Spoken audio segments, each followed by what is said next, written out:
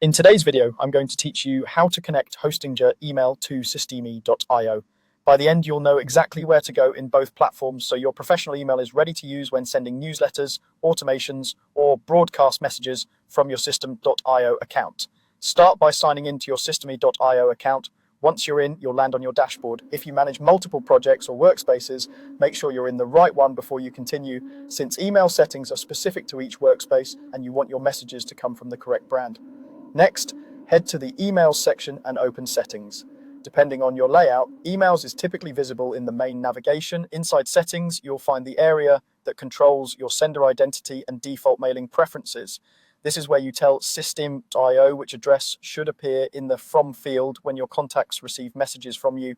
Look for the option to add a new sender and click Add Sender Email.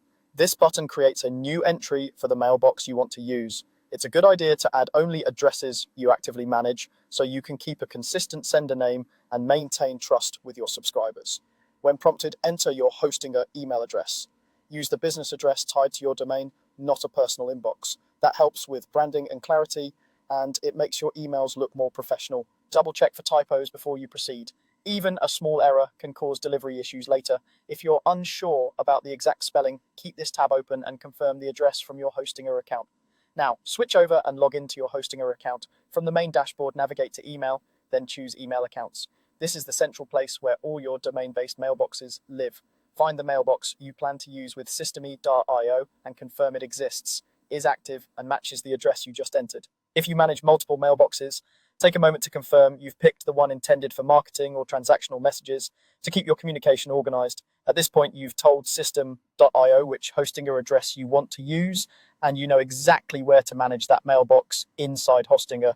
Keep both tabs handy while you continue working so you can cross-check details quickly.